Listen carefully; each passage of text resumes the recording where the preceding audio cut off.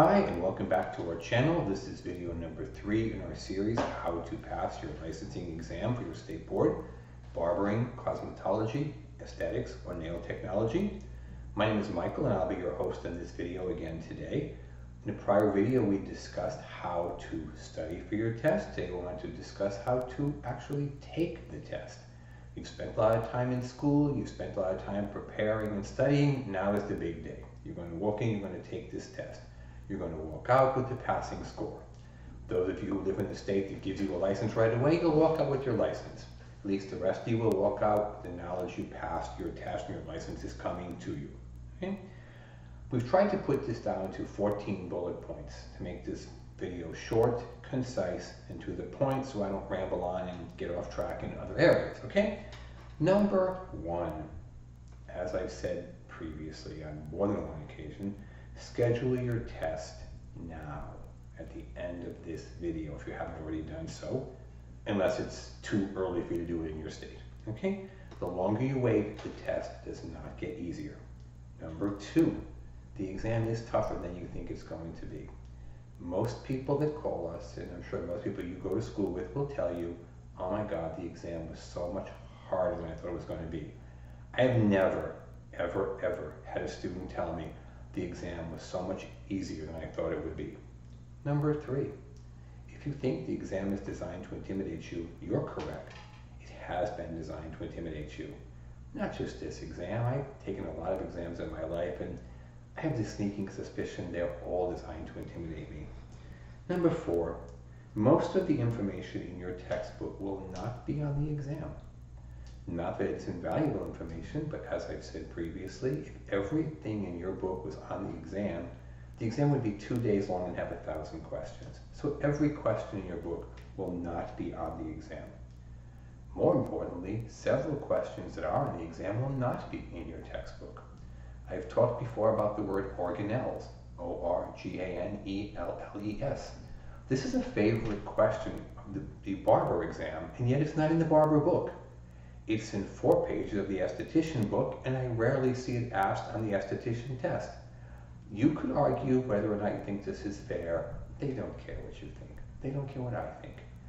There's an old thing about the man or woman who has the gold makes the rules. You know, that's true. The golden rule. The person with the gold makes the rules. Right now, the state board examiners have the gold, and you have to do what they want you to do.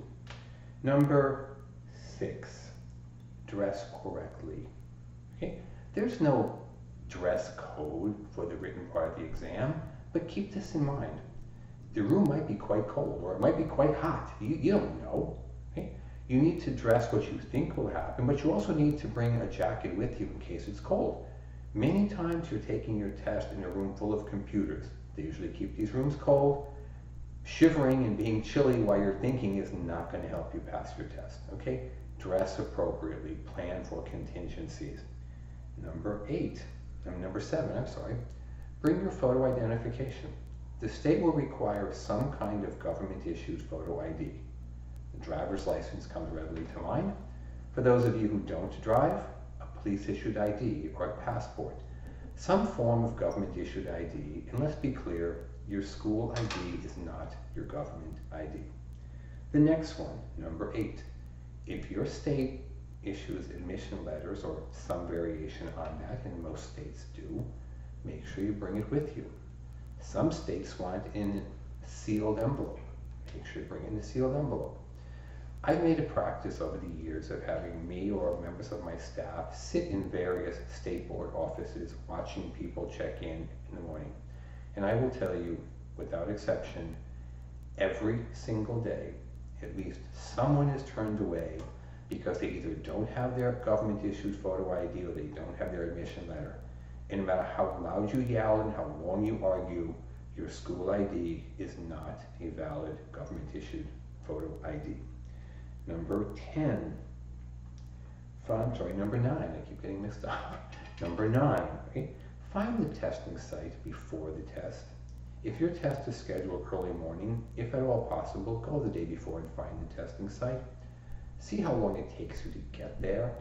There's nothing worse than misjudging the traffic, especially if you're in a large city, and all of a sudden you arrive 15 minutes late for the test and they won't let you in. It's hard enough to pass the test if they let you in the testing room. It's impossible to pass it when you're locked out in the hallway. Do not fail your test because you arrived late, because of the traffic or because you didn't know where it was. If your test is in the afternoon, go in the morning and find the testing site. Number 10, read each question slowly, completely, at least twice. You will not run out of time. I have never had a student tell me they ran out of time on the written test. Read each question slowly, carefully, so that you know what they are really asking you. Not what you thought they were asking you, but what they really are asking you. Number 11, read all the answer choices carefully before choosing. Don't just jump at the first seemingly correct answer. People who write tests do this for a living. And as I said, this is an actual science. They know a lot of tricks. They like to put an almost correct answer, an answer that sounds pretty good, as answer A, but quite often it's not the right answer, or it's not the complete answer. Now, there are inevitably those students who tell you begin reading from answer D because D is always right. D is not always right. And all of the above is not always the correct answer. You think the examiners don't know this too? Okay? Read all 4 answers before you make your decision. Number 13, okay?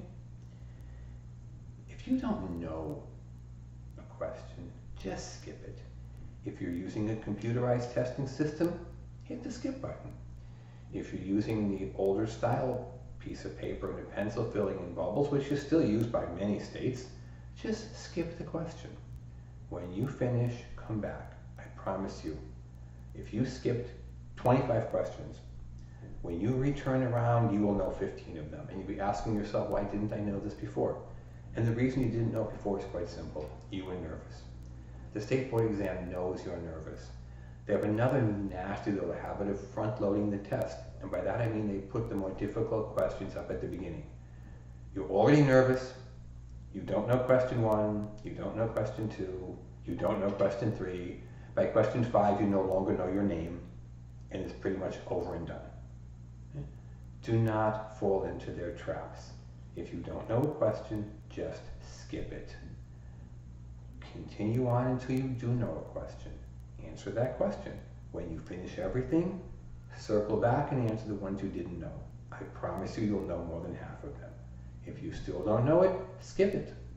On the third go-round, fill in every blank no matter what, because let's face it, an unanswered question is always wrong. I cannot tell you how many students over the years I have seen fail their test by 1, 2, or 3 points. I rarely see a student fail by 15 or 20 points. It's almost always within 2, 3, 4 points. A lot of this can be simple mistakes because you're in a hurry. Okay? Don't let this happen. Read each question carefully, read all answers carefully.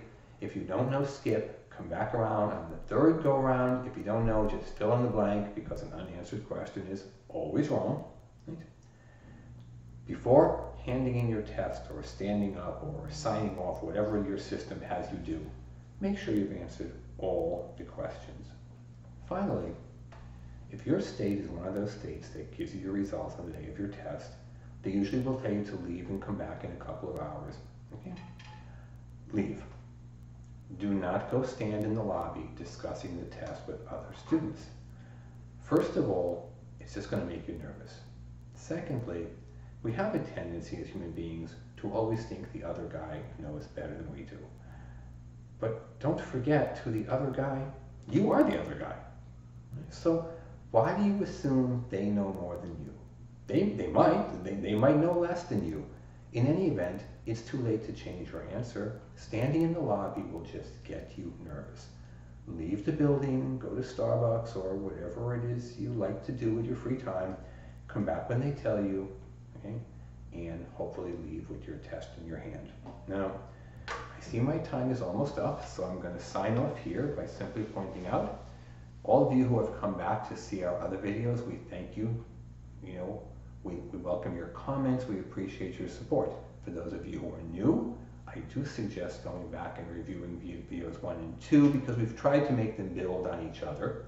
We're working up to videos on specific topics, barbering, cosmetology, skincare, or nails. These are introductory videos to give you some ground cover for everything. Doesn't matter what study you're studying for. Okay? Please subscribe to our channel. Please hit the comments button. Give us your thoughts, opinions you liked, you didn't like, you'd like to see this going forward. Hit the notifications button so you're notified of future videos. At the very bottom of our screen, you'll see our website, cosmetologystateboardexam.com. It gives you a lot of information that we just don't have time to go into on these videos. Give us a call if you want. Our telephone number is on 760-534-4434. I believe it's on the bottom of the page. Again, 760-534-4434. 7 days a week, we answer the phone in both English and Spanish. We'd love to hear from you.